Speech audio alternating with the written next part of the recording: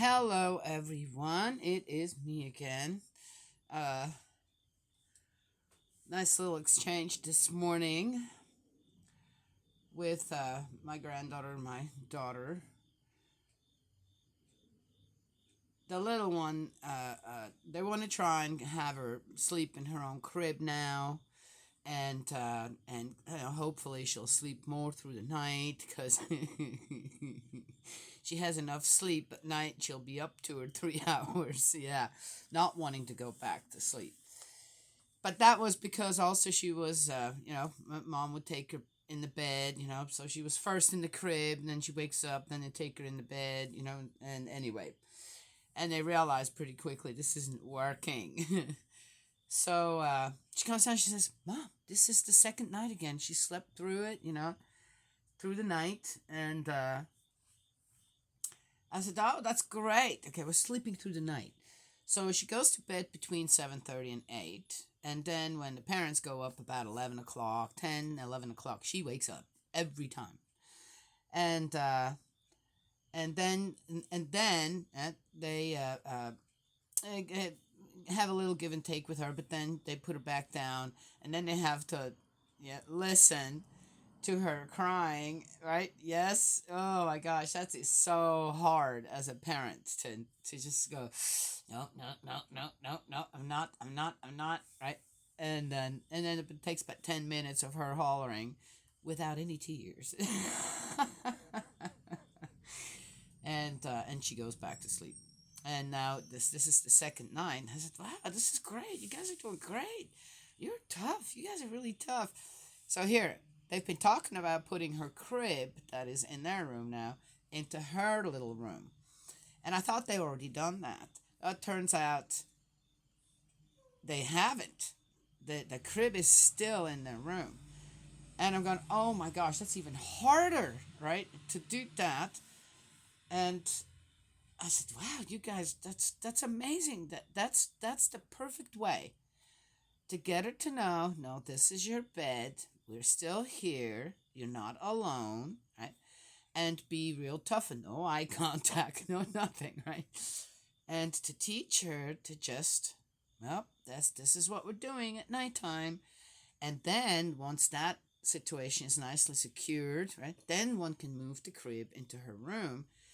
Yes, that is the humane, I say a humane way to do it. Right? Yes.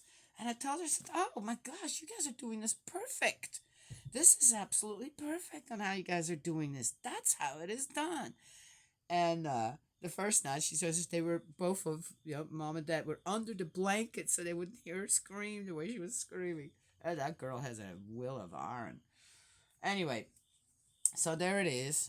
Both parents are working. You can't have a child up, 2 3 hours in the middle of the night, 1 to 3 o'clock or noon, midnight to 3, and you have to go to work in the morning. So she needs to learn. Yes, all right.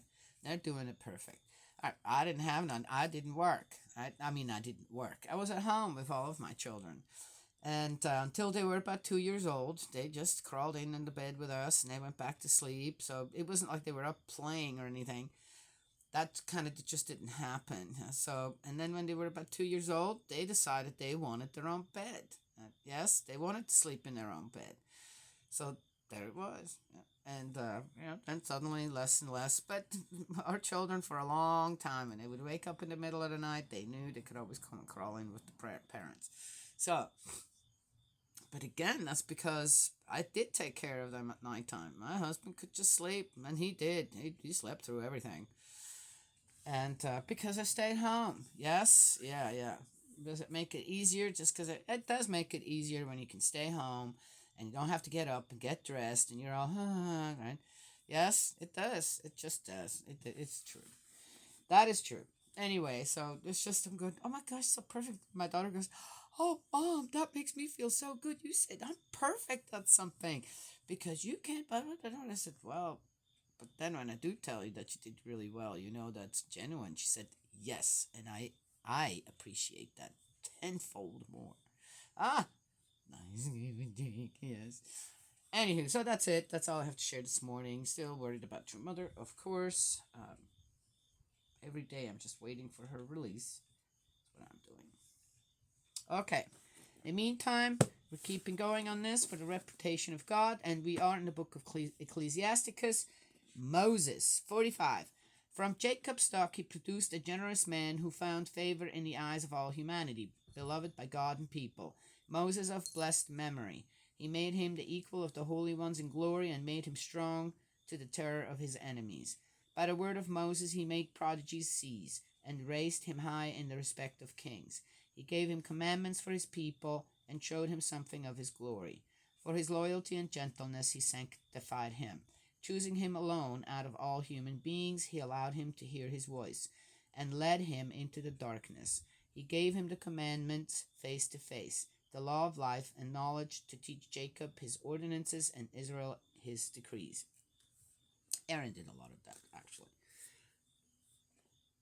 I feel like with Moses, God had to find someone that wasn't entrenched in the Old Testament, too much entrenched already in the way that the Levites, kind of not guided the people. Someone new, someone that God could still guide. Yes, and not Moses by no. Okay, here I go. Right, my daughter would say, "Yeah, Mom, you're gonna find something, don't you?" Moses by no means was perfect. I hope I said that right. Yet God could work with Moses. Yes, yeah. A little step further. Okay, Aaron. He raised up Aaron, a holy man like Moses. Actually, I think it was the other way around. If you really read, it was more that Aaron ended up raising Moses, because Moses didn't know a lot of the things that went on within the Israelites, because Moses grew up where? Okay. So one could say that Aaron actually raised up Moses to be and to make him more confident. Yes, his brother of the tribe of Levi. He made an everlasting covenant with him, and gave him the priesthood of the people. He adorned him with impressive vestments. He dressed him in a robe of glory. He clothed him in glorious perfection, and invested him with rich ornaments.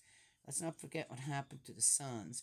The breeches, the long robe, so what went wrong there? The ephod, to surround the robe, he gave him pomegranates and many gold bells all around, to chime at every step, for their sound to be heard in the temple, as a reminder to the children of his people, and a sacred vestment of gold and aquamarine and scarlet, the work of an embroiderer, the pectoral of judgment, the urim and thummim of pleated crimson, the work of a craftsman, precious stones cut like seals, mountain in gold, the work of a jeweler, as a reminder with their engraved inscriptions of the number of the tribes of Israel, and a golden diadem on his turban.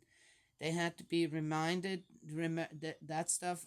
You know what? This all sounds so okay. I'm gonna go there. Engraved with the seal of consecration, superb ornamentation, magnificent work, adornment to delight the eye. Yes, to delight the eye. There had never been such lovely things before him, and no one else has ever put them on. Yes, okay. But only his own sons and his descendants for all time. His sacrifices were to be burnt entirely, twice each day and forever. Moses consecrated him and anointed him with the holy oil, and this was an everlasting covenant for him and for his descendants as long as the heavens endure, that he should preside over worship, act as priest, and bless the people in the name of the Lord. He chose him out of all the living to offer sacrifices to the Lord, incense and perfume as a memorial, to make expiation for the people. Now, as far as I know, some of the stuff that was already at the time of Abraham. Sacrifices were already a thing. He entrusted him with his commandments, committed to him the statutes of the law, for him to teach Jacob his decrees and enlighten Israel on his law. Maybe Moses should have done a little more of all of that himself. What did I say about Moses beforehand? Yeah. Others plotted against him. They were jealous of him in the desert, Dathan and Abiram and their men, Korah and his crew in fury and rage. And why? I don't remember any of that. The Lord saw it and was displeased. His raging fury made an end of them. He worked miracles on them, consuming them by his flaming fire. Oh. Alright, I'm not quite sure who these two were. Were they? I thought that Aaron's sons were the ones who started to go astray already. And he added to Aaron's glory. He gave him an inheritance. You see? He's going against God here, though. Aaron wasn't supposed to have. But let's see what the inheritance is. He allotted him the offerings of the first fruits before all else, as much bread as he could want. Thus they eat the sacrifices of the Lord. Oh, okay. Which he gave to him and his posterity. But both of the people's territory he inherits nothing. He alone of all people has no share, for I myself am your share and heritage. Well, okay, the way that, he's, again, how the words are used here, but one has to be really careful about that. Phinehas, son of Eleazar, is third in glory because of his zeal in the fear of the Lord, because he stood firm when the people revolted with a staunch and courageous heart. You know what? I'm starting to kind of realize that a lot of what I'm reading here in the book of Ecclesiasticus, anyway, is just a little bit different in the divine principle. The third glory. There's something about three kingships, and people really, really misunderstand that. And I would misunderstand it too, right? If I would want to go by, again, and I don't think we can compare on what is happening here with people, right? And then use it so many thousands of years later in some new scripture and relate it in a way to this, right? Yes? Or if this needs restoring, then we have to understand it properly. Yes? Anyway, the three kingships to me in the divine principle, or in the pledge, the family pledge, is the three generation family. Yes, grandparents, parents, and children. Yes, and if they're, of course, if they have a fourth generation there, or still two, in our family it was like that, with my mom, then of course that's even better, right? Fourth kingship living, that's pretty amazing. If restoration starts happening there, that's pretty amazing. Yes, but the three kingships is important that we uphold the right standard with that. Yes, okay, just saying. Anyway, but that just came to my mind. Oftentimes I'm going, Father read all this, and or whoever wrote the divine principle, there seems to be some. Just, who cares? It's a great book. Yeah, taught me a lot. Anyway, I'm just saying, I'm not just not blind to this stuff. But this is interesting. Phinehas, son of Eleazar, is third in glory. Interesting. Because he stood firm when the people revolted with a staunch and courageous heart, and in this way made expiation for Israel. Hence a covenant of peace was sealed with him, making him governor of both sanctuary and people, and securing to him and his descendants the high priestly dignity forever. There was also a covenant with David, son of Jesse, of the tribe of Judah, a royal succession by exclusively linear descent. Oh, but the succession of Aaron passes to all his descendants. May God endow your hearts with wisdom to judge his people uprightly, so that the virtues of your ancestors may never fade, and their glory may pass to all their descendants. That's it. That's the end. Now, again, it sounds to me like they were on the right track in some ways. I don't know if adorning oneself, red elbow, if adorning oneself in the way that they did, God said to do it so that they stick out as, one of the glorious ones. Not sure that's the right way to go. I guess that's fine,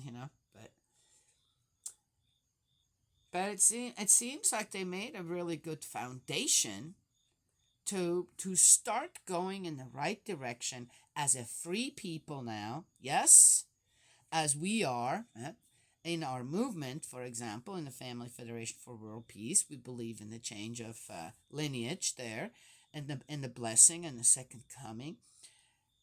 Everything has been prepared for that to happen and to be given and to receive. Yes, so the foundation is all there. But then what happened? Where did the people go with all that? It seems as if it was just all laid out, yeah, probably even with good intentions, and then it kind of just sat there. Well, the people said, "Okay, that's great. I love that. Yeah, I'll be back for one or the other offerings. Yeah, but that's good." And went back to home and just went on and did whatever. Oh, you don't think so? Well, read through the Old Testament. It's interesting on how, for some reason, the foundation was all there for it to go in the right direction, and yet the cookie just kept on crumbling. It was a big cookie, but just kept on crumbling. Yes, it's too bad. Well, anyway, so I don't have much else to say to it. It is what it is, and so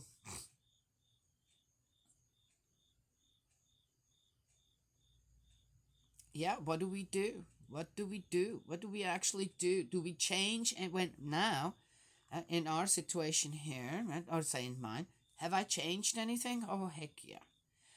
There is, after I got to know the Unification Church at that time, now Family Federation for World Peace, that's the symbol right there. And I started to understand what this all meant. A lot of change. I made a lot of changes, lots and lots of changes, and I find that now the second generation, my children, they are going through changes, and it somehow it's amazing on how I see in some of them they still struggle with some of the past, but they're making good decisions, moving forward, changing some things, doing things differently than, well, you have to do what your parents say. And yeah, but so what's wrong with the old ways? There's a lot wrong with the old ways. And as elder people, as elders, we need to understand that. Yes. Okay, did I say that anything that mother did anything wrong? Because she's an elder, watch out now. That's not what I mean. Father and mother are in completely different positions than me here, or anyone else for that matter. You want to compare yourself to Jesus? Okay. Not going to do that either. I do feel very much like a sister to my brother Jesus, but I know full well where my place is when it comes to all of that. Yeah? And I know where my place is when it comes to true parents. So, I apply this to the rest of the world, not true parents, when it comes to all that. And as I have grown older, more and more I realized on the changes that I have to still make. Yes? And I have to because this is a 3-generation household here now. I have this, and I'm around my other children and my other grandchildren enough. I'm in the hubbub now, right? Yes? I have the chance to give that. Still, I don't have to force anything on anyone or tell them you have to do that. They're just watching me. That's the important thing. Yes? Yeah. And they move forward with that. So, there. That's all I have to share today. Yes, it's enough time. I'm going to have another great day with the little one. Oh, she's so much fun. She's so much fun to be with right now. She's 16 months old, and she's just the smartest little thing ever. Yes, of course, I'm going to think that way. She is redhead and blue eyed, and that's the supposedly only less than 1% of the population in the world have red hair and blue eyes.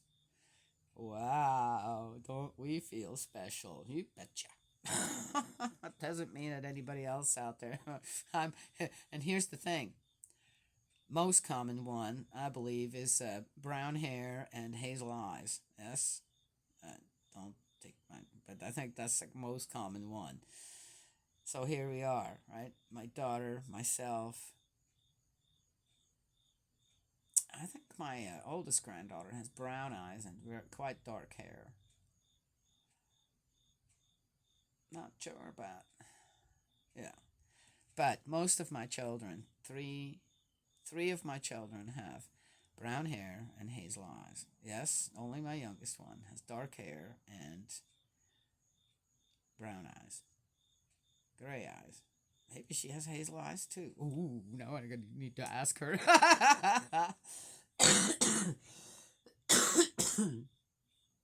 So, out of the most common combinations can also come the most rare combinations. Aha! I'm just saying, right? Yes, of course, we all know our worth out there, but it's kind of neat anyway, right? Yes, so I'm gonna have another fun day with her, and that is that. We have to do some painting today. Yes, that gets very messy with a 16-month-old, but I'm doing it anyway. May Heavenly Parent bless and protection, guide you, and embrace you with love. Eldritch, my dearest brother in faith, I love you. Let's keep going with our prayers. Yes, yes. Unity, unity, unity, united we stand, and unity will set us free. Yes. Not just amongst the people, in our own heart and minds. Yes, I do believe that. All right, and I will talk to you all another time.